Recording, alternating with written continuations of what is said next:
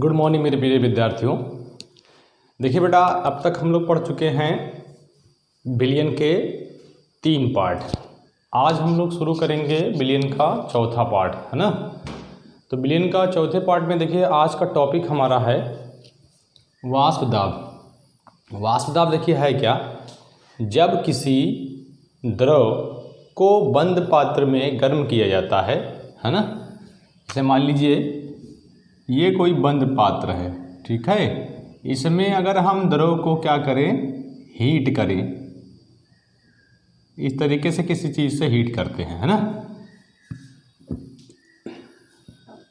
जब किसी द्रव को बंद पात्र में गर्म किया जाता है तो पहले क्या होगा, द्रव के अणु इस ऊपरी सतह से वाष्पित होकर के टकराएंगे, है ना। वाष्पित होकर के ऊपर जाएंगे यानी टकराएंगे, फिर ऊपर जाने के बाद फिर क्या होंगे, संघनित होंगे, मतलब ठंडे होंगे, संघनित होंगे, फिर कहाँ जाएंगे, नीचे, है ना। तो ये हमारे कहाँ आ जाएंगे, नीचे। तो जब वाष्पन और संघनन की दरें बराबर हो जाती हैं तो एक दाब कार्य करता है जिसको हम लोग कह सकते हैं वाष्प दाब। तो फिर से सुन लें, जब किसी द्रव को बंद पात्र में गर्म किया जाता है तो पहले द्रव के अणु ऊपर उठकर यानी वाष्पित होकर के इस पात्र की सतह से टकराते हैं। टकराने के बाद ये संघनित होकर के फिर नीचे जाते हैं, नीचे बैठ जाते हैं। जब वाष्पन और संघनन की दरें बराबर हो जाती हैं तो उनके मध्य एक साम्य स्थापित हो जाता है ना, जिससे एक दाब कार्य करता है। इसी दाब को हम लोग क्या कहेंगे, हम लोग कहते हैं वाष्प दाब। इतनी बड़ी परिभाषाएं थी। अब इसको देखिए छोटी परिभाषा इसकी कैसे बनाएंगे। छोटी परिभाषा देखें, लिखा है निश्चित ताप पर साम्यावस्था में, है वही चीज, निश्चित ताप पर साम्यावस्था में द्रव की सतह पर, द्रव की जो सतह है, वाष्प के कणों द्वारा लगाया गया दाब वाष्प दाब कहलाता है वही चीज। फिर से देख लें, निश्चित ताप पर साम्यावस्था में द्रव की सतह पर वाष्प के कणों द्वारा लगाया गया दाब हमारा क्या कहलाता है, वाष्प दाब कहलाता है। इसे हम लोग किससे प्रदर्शित करते हैं, P से प्रदर्शित करते हैं ना, यानी P से दिखाते हैं। अब देखिए इसके कई पार्ट नंबर 1 है इसका। ये पहला है द्रव द्रव विलीनो हेतु वाष्प दाब। द्रव द्रव विलीनो हेतु वाष्प दाब। इसमें देखिए ये बताया गया है कि द्रव के विलयन जो बनते हैं, है ना, द्रव के जो विलयन बनते हैं वो दो द्रवों के मिलने से बनते हैं, जिसमें से एक द्रव क्या होगा, विलेय, और अगला द्रव होगा विलायक। जैसे मान लीजिए विलयन बनाना है आपको, ठीक, तो हम विलेय में ले लेते हैं मदिरा यानी C2H5OH एथिल अल्कोहल, और उसको पानी में डिजॉल्व कर देते, घोल देते हैं ना। तो पानी में डिजॉल्व कर देते हैं तो हम देखेंगे कि दोनों क्या हैं, द्रव हैं। तो उनसे जो विलयन प्राप्त होगा उसी को हम लोग कहेंगे द्रव द्रव विलयन। आइए देखते हैं, लिखा है किसी द्रव का विलयन, ये जो विलयन रहेगा वो क्या रहेगा, ये जो हमारा द्रव है वो क्या होगा, विलेय। एक हमारा होगा विलेय, दूसरा हो जाएगा विलायक। किसी द्रव का विलयन, किसी द्रव का मतलब विलायक, किसी द्रव का मतलब विलायक। फिर से देख लें, किसी द्रव का विलयन किसी द्रव द्वारा बनाया जाता है। वही हमने कहा कि द्रव का विलयन अगर बना है ना, दो द्रवों के मिलने से बनता है ना।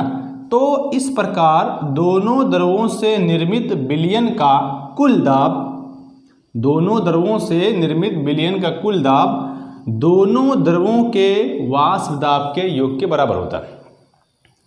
फिर से सुन लें, किसी द्रव का विलयन किसी द्रव द्वारा बनाया जाता है तो इस प्रकार दोनों द्रवों से निर्मित विलयन का कुल दाब दोनों द्रवों के वाष्प दाब के योग के बराबर होता है। आइए देखते हैं। जैसे मान लीजिए, ऐसे मान लेते हैं, माना विलयन के 2 घटक हैं जिसमें विलेय A और दूसरा है विलायक B। उसके बाद देखिए, माना विलयन के मुख्य 2 घटक A, एक मतलब विलेय तथा B मतलब विलायक है, तो इस विलयन का वाष्प दाब घटक ए तथा घटक बी के वाष्प दाब के योग के बराबर होगा। तो हमारा आ जाएगा विलयन का कुल वाष्प दाब बराबर घटक ए का वाष्प दाब प्लस घटक बी का वाष्प दाब, यानी जो पी ए हमारा है वो घटक ए का वाष्प दाब है और घटक पी बी जो है वो घटक बी का वाष्प दाब। तो दोनों घटकों का योग जो हमारा होता है वही होता है कुल वाष्प दाब, यानी घटक ए के वाष्प दाब और प्लस घटक बी के वाष्प दाब, दोनों का योग जो होता है वो हमारा आ जाएगा कुल वाष्प दाब। ठीक है, आगे बढ़ते हैं हम लोग। दूसरा देखिए, दूसरा है ठोस द्रव हेतु विलयनों का वाष्प दाब। ठोस द्रव विलयन हेतु विलयनों का वाष्प दाब। देखें, यदि विलयन में एक घटक वाष्पशील, इसमें यह बताया गया है यदि विलयन में एक घटक वाष्पशील लिया जाए तथा दूसरा अवाष्पशील हो तो विलयन का जो वाष्प दाब होगा वो वाष्पशील घटक के वाष्प दाब पर निर्भर करेगा। यानी जो वाष्प दाब होगा वो किस पर निर्भर करेगा? वाष्पशील द्रव के घटक पर। देखें, लिखा गया है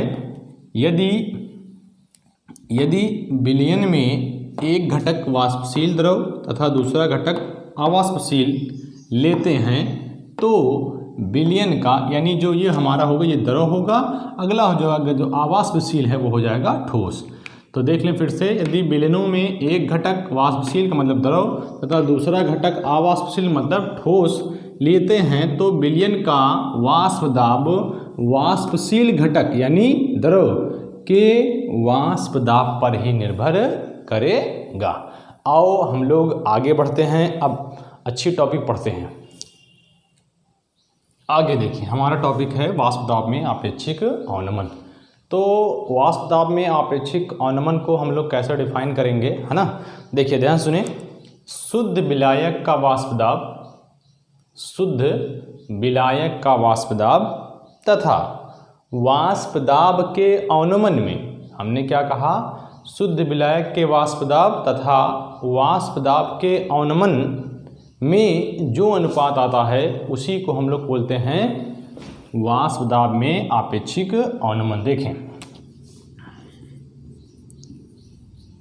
शुद्ध विलायक के वाष्प दाब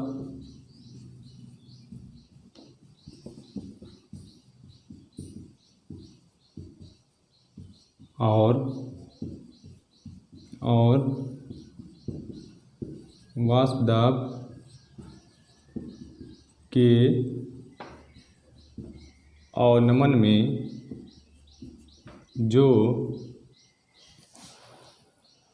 अनुपात होता है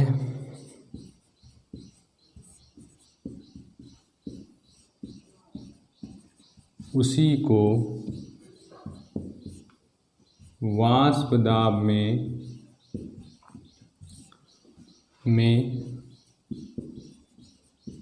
आपेक्षिक अवनमन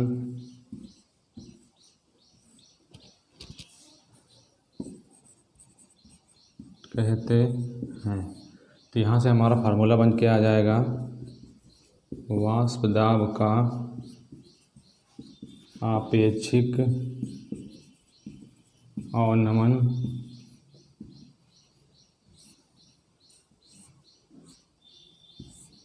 बराबर शुद्ध विलायक का वाष्प दाब और वाष्प दाब में अवनमन।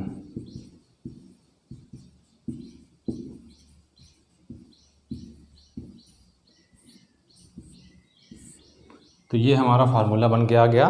एक बार ज़रा इसको देख लें, वाष्प दाब में अवनमन और शुद्ध विलायक का वाष्प दाब। ठीक है, देखिए हमने क्या कहा? शुद्ध विलायक के वाष्प दाब और वाष्प दाब के अवनमन में जो अनुपात होता है उसी को वाष्प दाब में आपेक्षिक अवनमन कहते हैं। तो फार्मूला हमारा बन के आ जाएगा वाष्प दाब का आपेक्षिक अवनमन बराबर हो जाएगा वाष्प दाब में अवनमन बटे शुद्ध विलायक का वाष्प दाब। तो अब देखिए फार्मूला हमारा बन के आ जाएगा वाष्प दाब में अवनमन जो होता है, वाष्प दाब में जो अवनमन होता है ना, उसको हम लोग कैसे निकालते हैं? देखिए, विलयन का वाष्प दाब माइनस विलायक का वाष्प दाब, ये कर देंगे तो हमारा आ जाएगा वाष्प दाब में अवनमन। तो देखें P0 माइनस PS, ये विलायक का वाष्प दाब बटे PS, ये हमारा फार्मूला आ जाएगा ये बन के, ठीक है। तो वाष्प दाब का अपेक्षिक अवनमन बराबर हो जाएगा P0 माइनस PS अपान PS, ये हमारा फार्मूला बन के आ गया।